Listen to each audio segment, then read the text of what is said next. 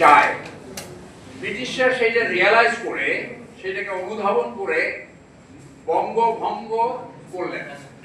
এরপরে এই রেডিক্যাল হিন্দুরা মানে সেই সময় যারা এক ধরনের সন্ত্রাসবাদের সাথে জড়িত ছিল তারা এটাকে কোনোভাবে মেনে নিতে পারেনি। সেই মেনে নেওয়ার প্রেক্ষিতে এবং মুসলিম জাতীয়তাবাদকে প্রমোট করার জন্য কিন্তু এই মুসলিম লীগের জন্ম ঢাকায় 1906 সালে। এবং সেই সময় মুসলিমকে যারা নেতৃত্ব দিয়েছে তারা স্বনামধন্য নেতৃত্ব ছিলেন। তার ভিতরে একজন ছিলেন জনাব ফজলুল কাদের চৌধুরী। আমি ওনার সম্বন্ধে অনেক শুনেছি।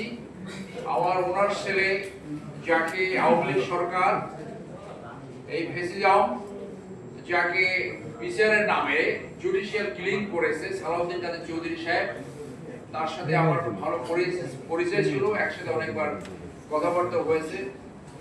সালাউদ্দিন কাদের চৌধুরী সাহেবের ছেলে হুম্মাম আমার ছোট ভাইয়ের মতো।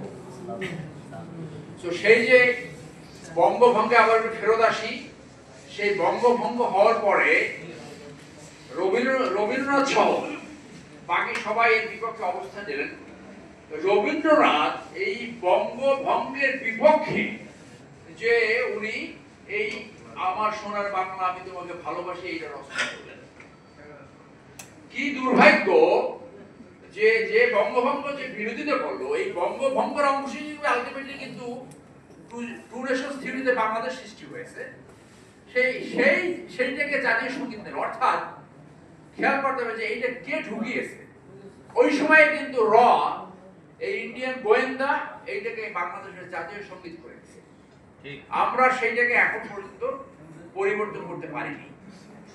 তো সেই জায়গা থেকে 1947 সাল, 1971 সালে আওয়ামী লীগ একটি শুরুতেই স্বাধীনতা যুদ্ধের যে আকাঙ্ক্ষা ছিল, ন্যায্যতা, সুশাসন, ন্যায় বিচার, গণতন্ত্র, কি হয়েছিল ওই 70 ইলেকশন সম্বন্ধে আপনারা যারা দেখেছেন এবং লেখাপড়া করেছেন আপনারা জানেন।